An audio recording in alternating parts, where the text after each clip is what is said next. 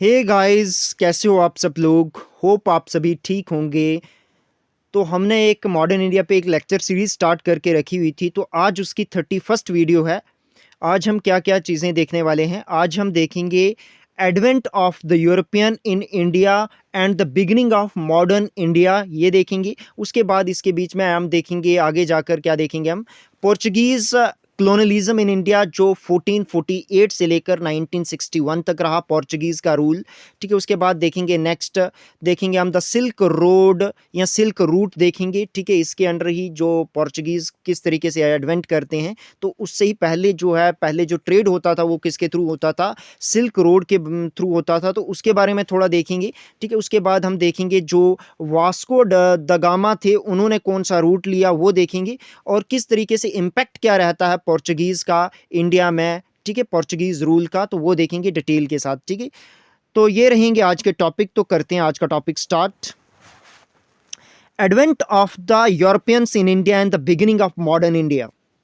ठीक है, तो जनरली मॉडर्न इंडिया के पीरियड को कब से कब बिगन हुआ, कब से हुआ था बिगन, ये 16th सेंचुरी से बिगन हुआ था। या जब यूरोपियन का एडवेंट होता है, जैसे पोर्चुगीज़ का एडवेंट होता है इंडिया में, तो तब से जो आगे 16th सेंचुरी ऑनवर्ड जो पीरियड चलता है उसको मॉडर्न इंडिया कहते हैं। ठीक है, सुप्रीम इंपॉर्टेंट है, ये रिमेंबर रखोगे। आपके एग्जामिनेशन पॉइंट ऑफ व्यू से तो इंपॉर्टेंट है ही है, बट ऐसे भी आपको पता होना चाहिए कि मॉडर्न इंडिया जो पीरियड है वो कब बिगिन हुआ था। ठीक है, तो नेक्स्ट हम देखेंगे जो फर्स्ट कौन से थे जिन्होंने इन्वेड किया, फर्स्ट यूरोपियन कौन थे जिन्होंने इन्वेड किया था भारत पे, तो वो थे पोर्चुगीज। ठीक है, सुप्रीम इंपॉर्टेंट है, ये भी रिमेंबर रखोगे। तो इनका रूल जो है कब से कब तक रहता है, 1498 से लेकर 1961 तक रहता है। किसका? पोर्चुगीज का रूल।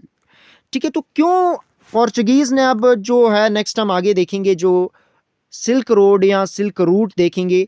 उससे पहले हम थोड़े पढ़ते हैं कि क्यों इनको जो है, जो वास्को द गामा थे, उन्होंने क्यों दूसरा रूट लिया, जो सी रूट था उन्होंने क्यों लिया, क्यों उन्होंने सिल्क रूट नहीं लिया। तो इसके बारे में देखते हैं, इसके कुछ रीजन देखते हैं। एक तो क्या था कि जो सिल्क रोड था ना, वो बड़ा रिस्की था। क्यों क्यों वो किसके कंट्रोल में था? वो अरब के कंट्रोल में था। तो जिस वजह से जो भी कमोडिटी लेनी, इंपोर्ट एक्सपोर्ट करने में थोड़ी प्रॉब्लम आती थी किसको? यूरोपियंस को। तो इस वजह से जो है इनको दूसरा रूट जो है वो देखना पड़ा, ताकि जिस वजह से जो कमोडिटी का आना जाना बड़ा ईजिली हो जाए। ठीक है, तो उसके बाद जो कॉस्ट आती थी, कॉस्ट भी बड़ी सारी आती थी। जो सिल्क रोड था उसमें बड़ी सारी हर्डल्स थी, जिस वजह से कमोडिटीज़ को जो है यूरोप में लेते बहुत सारी कॉस्ट का सामना करना पड़ता था। ठीक है, तो जिस वजह से इन्होंने एक सेकेंड रूट की सोचा, जिस वजह से क्या होगा कि ये कॉस्ट भी सेव होगी। ठीक है, तो कौन कौन सी कमोडिटीज़ के लिए ये ट्रेड होता था, जैसे स्पाइसेस हैं, सिल्क हैं, या वेरियस प्रीशियस स्टोन वगैरह, इनके लिए ट्रेड हुआ करता था। ठीक है, इसके लिए ही ये एडवेंट आए थे, कौन? यूरोपियन, ताकि इसकी बहुत ज़्यादा मार्केट थी कहाँ पे? यूरोप में। नेक्स्ट हम आगे देखते हैं। और एक तो क्या चाहते थे यूरोपियन, ये पोर्चुगीज क्या चाहते थे कि मोनोपोलाइज करना ट्रेड को, कहाँ पे? इंडिया में। स्पेशली कौन से ट्रेड को? स्पाइस के ट्रेड को। ठीक है, जो में मसालों का ट्रेड था उसको मोनोपोलाइज करने के लिए, उसकी मोनोपोली करने के लिए इन्होंने सेकेंड रूट अपनाया, और जो ईजी था। ठीक है, जिसमें कोई भी हर्डल्स वगैरह नहीं थी।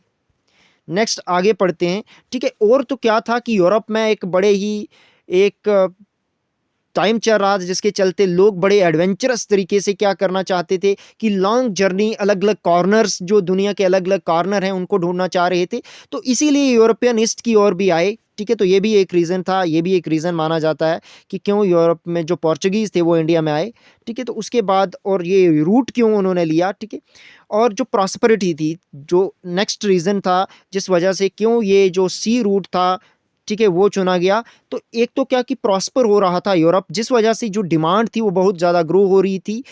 तो किसकी डिमांड हो रही थी? जो ईस्टर्न ओरिएंटल लग्जरी गुड्स थी ना, उनकी डिमांड इंक्रीज हो रही थी। तो जिस वजह से ये रूट जो है, डायरेक्ट रूट जो था इंडिया के लिए, ये अपनाया गया। किसके द्वारा? वास्को द गामा ने ये इस रूट की जो है शुरुआत, खोज की। ठीक है, तो नेक्स्ट हम पढ़ते हैं, अब इन्हीं के बारे में देखेंगे। थोड़ा ब्रीफ देख लेते हैं, जो सिल्क रोड था या सिल्क रूट था, क्या था ये, इसके बारे में थोड़ा पढ़ लेते हैं। ठीक है, तो ये था, देखो यहाँ से आपको मैप के थ्रू आपको दिख रहा होगा, ये यूरोप है। ठीक है, तो यहाँ से ये दो रूट हैं, इसमें एक तो जो ब्लू लाइन्स है ना, वो सी रूट है। ठीक है, तो ये देखो जो यहाँ से यहाँ तक लाइन है, ये है मेडिटेरियन सी से होके, ठीक है, तो ये सी रूट है। और ये देखो यहाँ से यहाँ से यहाँ से फिर अलग अलग रूट जो हैं लिए गए हैं, ये सी रूट है। और रेड लाइंस जो हैं ये जो हैं ये क्या है, ये हैं लैंड रूट्स, ठीक है। तो ये भी रिमेंबर रखना है, यही था क्या, सिल्क रोड या रूट। इसमें दो रूट थे, एक तो या तो जो ब्लू लाइंस हैं वो सी रूट था,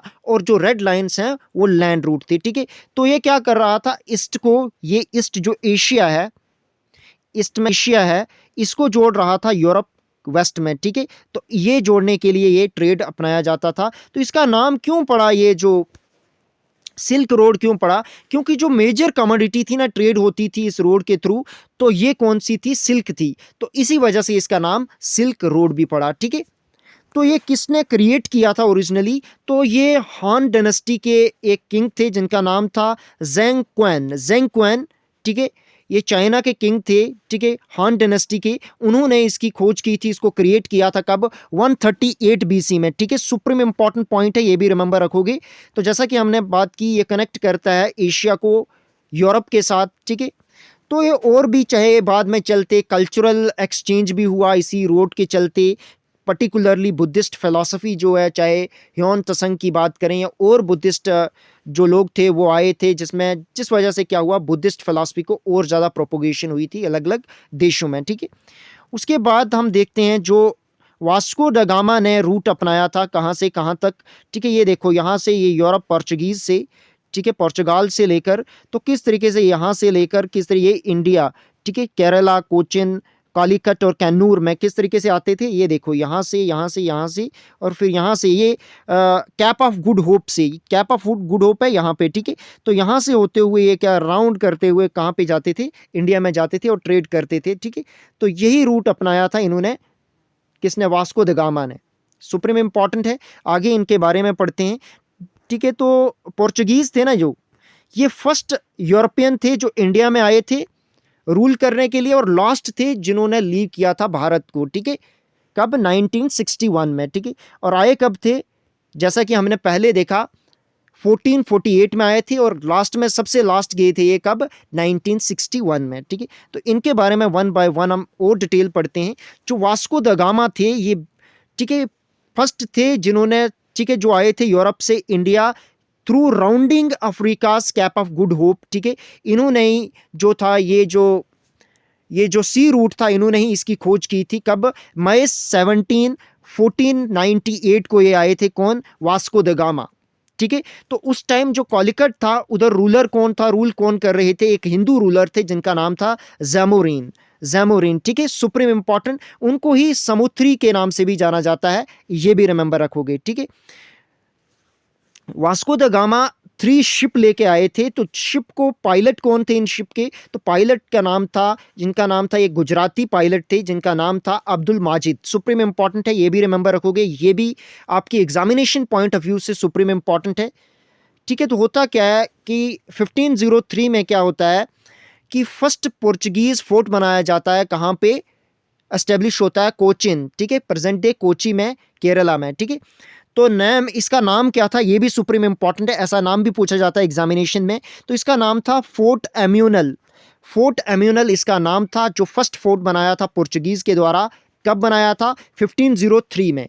किसके द्वारा बनाया गया था, ठीक है, तो ये बनाया गया था अल्फोंसो डी अल्बुकर्की। सुप्रीम इंपॉर्टेंट है, अल्फोंसो डी अल्बुकर्की, सुप्रीम इंपॉर्टेंट है, ये रिमेंबर रखोगे। बाद में चलते ये, ठीक है, बाद में ये गवर्नर भी बनते हैं, कब बनते हैं ये हम डिटेल में आगे देखेंगे। तो फर्स्ट गवर्नर कौन थे, फ्रांस, ठीक है, इसके किसके, पोर्चुगीज़ के फर्स्ट गवर्नर कौन थे, सुप्रीम इंपॉर्टेंट है, ये भी रिमेंबर रखोगे आप। तो इनका नाम था Francisco de Almeida, supreme important है, ये फर्स्ट गवर्नर बनते हैं पोर्चुगीज़ के, कब, 1505 में, सुप्रीम इंपॉर्टेंट, ये भी रिमेंबर रखोगे। उसके बाद जो अल्मीडा का विजन था ना, ये था कि मास्टर बनाना किसको, पोर्चुगीज़ को, किसका, वाटर का, ठीक है, इंडियन ओशन का, ठीक है। तो इसी पॉलिसी, जिनकी ही पॉलिसी को क्या कहा जाता है, ब्लू वाटर पॉलिसी, ठीक है, इसको ही कैटरेज सिस्टम भी कहा जाता है। ये सुप्रीम इंपॉर्टेंट है, ये एग्जामिनेशन में पूछे जाते हैं यहाँ से क्वेश्चन, ठीक है। तो ये पूछा जाता है कि जो ब्लू वाटर पॉलिसी है, ठीक है, ये किसके रिलेट करती है, या कौन इसके, ठीक है, ऑर्गेनाइजर किसने किसने ये आज़ाद की थी ब्लू वाटर पॉलिसी? तो ये थे अल्मीडा, फ्रांसिस्को डी अल्मीडा, ठीक है, ये फर्स्ट गवर्नर थे, इनकी ही पॉलिसी थी ब्लू वाटर पॉलिसी, इनको ही रिलेट करती है, ठीक है। तो ये भी सुप्रीम इंपॉर्टेंट है। तो ठीक है, तो ये क्या करते हैं, सेकंड, ये ही क्या करते हैं, सेकंड पोर्चुगीज फोर्ट बनाते हैं, कहाँ पे, कैनूर केरला में, कब, 1505 में। कौन बनाते हैं, Francisco de Almeida, supreme important नाम है, रिमेंबर रखोगे। तो सेकंड फोर्ट ये बनाते हैं, फर्स्ट फोर्ट कौन बनाते हैं, अल्फेंसो डी अल्बकर्की, और सेकंड फोर्ट जो 1505 में बनता है उसको कौन बनाते हैं, ठीक है, वो कहाँ पे बनता है, कैनोर में बनाया गया था, किसके द्वारा, Francisco de Almeida, supreme important है, ठीक है। तो नेक्स्ट क्या होता है, 1509 में क्या होता है, अल्फेंसो डी अल्बकर्की सक्सीड करते हैं फ्रांसिस्को डी अल्मीडा को, और ये बनते हैं गवर्नर। यही फाउंडर थे, ये रियल फाउंडर, इनको ही पोर्चुगीज अथॉरिटी का रियल फाउंडर किसको माना जाता है, अल्फेंसो डी अल्बकर्की को, ठीक है, सुप्रीम इंपॉर्टेंट है, रिमेंबर रखोगे। 1510 में ये कैप्चर कर देते हैं गोवा को, कहाँ से, बिजनौर, विजयपुर रूलर थे जो थे, जिनका नाम था इस्माइल आदिल शाह, किसकी हेल्प से, कृष्ण देव राया की हेल्प से ये कैप्चर करते हैं गोवा को, कौन, अल्फेंसो डी अल्बकर्की, कब, 1510 में, सुप्रीम इंपॉर्टेंट है, रिमेंबर रखोगे। 1510 में कैप्चर करते हैं गोवा को, किससे, विजयपुर रूलर से। तो विजयपुर रूलर कौन थे, इस्माइल आदिल शाह थे, ठीक है। तो जब मैं मेडिवल इंडिया करवाऊंगा तो मैं डिटेल में करवाऊंगा, जे कृष्ण देव राया, जे विजयनगर एम्पायर के थे, इनके बारे में डिटेल एनालिसिस करवाऊंगा, ठीक है। तो नेक्स्ट क्या हुआ कि इन्होंने ही, ये फर्स्ट पर्सन थे जिन्होंने सती को अबॉलिश किया था, कहाँ पे, गोवा में, कौन थे, अल्फेंसो डी अल्बकर्की, सुप्रीम इंपॉर्टेंट है, रिमेंबर रखोगे ये भी चीज। तो होता क्या है कि 1529 में क्या होता है कि नीनो दा चुन्हा बिकम गवर्नर बनते हैं, कौन, 1529 में ननो दा चुन्हा, ये भी रिमेंबर रखोगे, वेरी इंपॉर्टेंट, ठीक है। तो ये क्या करते हैं, ये शिफ्ट कर देते हैं पोर्चुगीज की कैपिटल को, कहाँ से, कोचिन से, कहाँ पे, गोवा में, कब, 1530, कौन करते हैं, नूनू दा चुन्हा, ये भी रिमेंबर रखोगे। 1535 में क्या करते हैं, ये अटैक करते हैं, कहाँ पे, ड्यू में अटैक करते हैं, बट ये हार जाते हैं, डिफीटेड हो जाते हैं, किससे, सुल्तान, जो ड्यू के सुल्तान होते हैं उनसे हार जाते हैं। तो बाद में चलते ही क्या होता है, आगे पढ़ते हैं। 1545 में क्या होता है, नेक्स्ट है 1545 में, इंपॉर्टेंट डेट है ये। तो तब कौन बनते हैं, डी जाओ डी कैस्ट्रो बनते हैं गवर्नर, ठीक है, ये रिमेंबर रखोगे।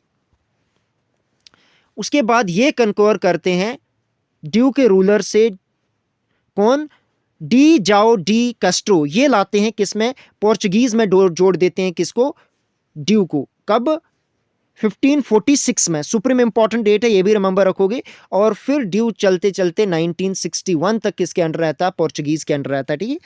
तो होता क्या है कि next important date, important point आपको और रिमेंबर रखना है, 1558 में कौन बनते हैं गवर्नर पोर्चुगीज के इंडिया में, तो इनका नाम था डी कॉन्स्टेंटिनो डी बर्गेंजा, ये बनते हैं गवर्नर पोर्चुगीज के इंडिया में।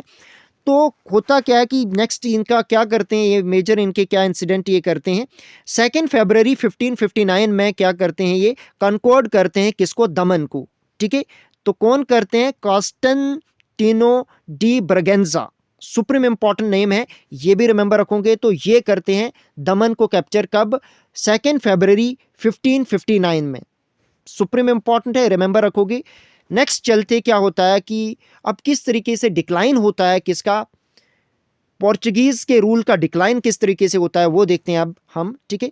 तो 1612 में क्या होता है कि जो पोर्चुगीज हैं उनके हाथों से सूरत चला जाता है ब्रिटिश के हाथों में, ठीक है। तो मेजर एफर्ट किसके थ्रू ये ब्रिटिश के हाथ में गया था, विलियम हॉकिन और सर थॉमस रॉय के चलते, ठीक है, उनकी अध्यक्षता में ये सूरत ब्रिटिश के अंडर चला गया, ठीक है।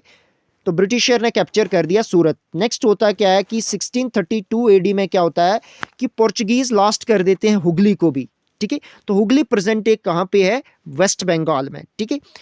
तो किसके अंडर, ये कासिम खान थे जो जैवेनी नवाब थे, ये मुगल जर्नल थे और नोबल मैन थे, कोर्ट किसके कोर्ट में, मुगल एम्पायर शाह जहां के कोर्ट में ये थे, क्या एक नोबल मैन थे और नवाब थे, ठीक है। तो इन्होंने अटैक किया और हुगली को क्या कैप्चर कर दिया, मुगल के अंडर दोबारा से ला दिया गया, ठीक है। होता क्या है फिर, नेक्स्ट इंसिडेंट क्या होता है कि 1661 में क्या होता है कि जो पोर्चुगीज किंग होते हैं, जिनका जो जॉन फोर होते हैं, ये बॉम्बे को दे देते हैं चार्ल्स टू ऑफ इंग्लैंड को। क्यों दे देते हैं? एज ए डॉवरी दे देते हैं, ठीक है। क्योंकि जो ये चार्ल्स टू थे, इन्होंने जॉन फोर की बेटी से शादी की थी, तो उसकी डॉवरी में ये दे देते हैं बॉम्बे को चार्ल्स टू को, ठीक है। कब? 1661 को। सुप्रीम इंपॉर्टेंट है ये भी। उसके बाद क्या होता है कि जो बेसिन था ना, बेसिन नाउ इसको वसाई बोलते हैं, ये महाराष्ट्र में है, ये कैप्चर कर देते हैं मराठा। तो एक बैटल होती है जिसको बोलते हैं बैटल ऑफ बसाई, वसाई। तो इसके फोर्ट किसके किसके बीच में हुआ था? मराठा की आर्मी थी, किसकी आर्मी? पेशवा बाजीराव की। और जिसको लीड किसने किया था? इनके ही भाई चिमाजी अप्पा ने, ठीक है। तो मैं जब नेक्स्ट वीडियो में आपको मराठा करवाऊंगा तो वहां पे डिटेल एनालिसिस करेंगे इसके बारे में, ठीक है। तो पुर्तगीज के और, ठीक है, चिमाजी आपा के बीच में जंग होता है, ठीक है, बैटल लड़ी जाती है जिसमें मराठा जीत जाते हैं। तो जिस वजह से जो बेसिन का एरिया था वो कैप्चर कर देते हैं कौन? मराठा। कब? 1739 में, ठीक है। तो ये पोर्चुगीज के हाथों से चला जाता है कौन सा एरिया? बेसिन का एरिया, ठीक है। सुप्रीम इंपॉर्टेंट है, रिमेंबर रखोगे। तो नेक्स्ट क्या होता है कि 1663 में क्या होता है, ठीक है। तो जो डच जो होते हैं वो मालाबार कोस्ट पे अटैक करते हैं और कैप्चर कर देते हैं वहाँ के जो भी फोर्ट थे मालाबार कोस्ट की। तो मालाबार कोस्ट है ना, जो ये कहाँ से कहाँ तक का एरिया है, गोवा से लेकर कैप कॉमरीन का एरिया है। जो कैप कॉमरीन है ना, ये है कन्याकुमारी तमिलनाडु में एरिया, ठीक है। गोवा से लेकर कन्याकुमारी तक के बीच के एरिया को बोलते हैं मालाबार कोस्ट। तो ये कैप्चर कर देते हैं 1663 में कौन? डच, ठीक है। सुप्रीम इंपॉर्टेंट है, इनके बारे में हम नेक्स्ट वीडियो में डिटेल के साथ करेंगे, डच के बारे में, जो डच ईस्ट इंडिया कंपनी थी उसके बारे में। तो नेक्स्ट क्या होता है कि 1779 में दादरा और नागर हवेली जो थी वो कैप्चर करते हैं पोर्चुगीज, ठीक है। और बाद में चलते ये 1954 में लिबरेशन हो जाती है इसकी और मर्ज हो जाता है इंडिया के साथ। कब? 1961 में, ठीक है। ये भी रिमेंबर रखोगे आप। उसके बाद 1843 में क्या होता है कि पोर्चुगीज अपनी कैपिटल को कहां पे शिफ्ट कर देते हैं? पंजिम में। प्रेजेंट डे इसको पणजी बोलते हैं, कैपिटल है गोवा की, ठीक है। तो पोर्चुगीज कैपिटल शिफ्ट कर देते हैं पंजिम में। कब? 1843 में। सुप्रीम इंपॉर्टेंट है, ये भी रिमेंबर रखोगे। उसके बाद क्या होता है कि पोर्चुगीज का रूल जो रहता है 1961 तक रहता है इंडिया में। कहाँ पे? दमन, दीव और गोवा में, ठीक है। वो रूल कंटिन्यू चल रहा था और 1961 तक रहता है। बाद में चलते इंडियन आर्मी इन्वेड करती है कहाँ पे? पोर्चुगीज में। पोर्चुगीज जो एरिया थे दमन, दीव और गोवा में जो एरिया थे जहाँ पे ये इनकी कॉलोनीज थी, वहाँ पे अटैक करती है इंडियन आर्मी। क्यों करती है? क्योंकि पोर्चुगीज आर्मी क्या करती है कि इंडियन फिशरमैन, एक बोट थी इंडियन फिशरमैन की, उसको अटैक करती है। तो एक फिशरमैन को मारा जाता है, जिसके चलते आर्म्ड एक्शन होती है जिसका नाम था ऑपरेशन विजय। ये इंडियन आर्म फोर्सेस अटैक करती हैं, ठीक है। चाहे वो एयर, सी और लैंड स्ट्राइक होती है, इसके चलते इंडियन आर्मी अटैक करती है अंडर ऑपरेशन विजय। 36 आवर तक जो है वार चलती रहती है और बाद में चलते जो है दमन, दीव और गोवा लिबरेट हो जाते हैं पोर्चुगीज रूल से, ठीक है। तो तब गोवा के कौन होते हैं? गवर्नर जनरल गोवा के। और last governor general of Portuguese in India कौन होते हैं? जनरल म्यूनल एंटोनियो वैसालो ई सिल्वा होते हैं। ये last governor general Portuguese in India और गवर्नर जनरल ऑफ गोवा होते हैं, ठीक है। तो ये साइन करते हैं, इंस्ट्रूमेंट ऑफ सरेंडर कर देते हैं। और जिस तरीके से गोवा की टेरिटरी और दमन और दीव की टेरिटरी इंडिया में आ जाती है और जिसके चलते दमन, दीव और गोवा लिबरेट हो जाते हैं पोर्चुगीज से, तो ठीक है, ये सेलिब्रेट करते हैं 17 से लेकर 19 दिसंबर 1961 को ये इंडिपेंडेंट हुए थे। तो प्रेजेंट डे भी ये सेलिब्रेट करते हैं, दमन, दीव और गोवा इंडिपेंडेंस डे सेलिब्रेट कब करते हैं? 17 से लेकर 19 दिसंबर को, ठीक है। तो ये भी रिमेंबर करो, रखोगे आप, ठीक है। तो उसके बाद क्या होता है कि इम्पैक्ट क्या क्या हुए थे, जो पोर्चुगीज के रूल था उनका क्या इम्पैक्ट हुआ इंडिया में, ये देखेंगे हम। तो पोर्चुगीज जैसे ही आए तो इन्होंने क्या किया? स्प्रेड किया क्रिश्चियनिटी को इंडिया में, ठीक है। तो पहले कंपनी कौन सी थी जिसने क्रिश्चियनिटी को स्प्रेड किया था इंडिया में? वो पोर्चुगीज थे, ठीक है। तो इसमें बहुत से मिशनरी आए, जैसे फ्रांसिस एक्सवेयर थे, फादर रोडोल्फ थे, फादर मॉन्सेरेटरी थे। इन्होंने बहुत लीडिंग रोल प्ले किया था प्रोपोगेट करने के लिए क्या? क्रिश्चियन फेथ को, ठीक है। तो बाद में चलते ये चाहे ज़बरदस्ती भी कन्वर्ट कर रहे थे ये लोगों को, तो इसी के चलते ये मेजर रिसेंटमेंट हुआ था, रीज़न था कि इसका पॉपुलेशन में जो रिसेंटमेंट, जो नाखुशी और जिसके अगेंस्ट इनके अगेंस्ट रिवल्ट हुए थे, जिसकी वजह से पोर्चुगीज़ का रूल इतना अच्छे से सेटअप नहीं हो सका था। तो ये भी एक रीज़न था और ये इम्पैक्ट हुआ था कि क्या हुआ था कि जो क्रिश्चियन रिलीजन था वो प्रोपोगेट होने लगा था कहाँ पे, इंडिया में, साउथ इंडिया में और बाद में चलते बाकी राज्यों में भी।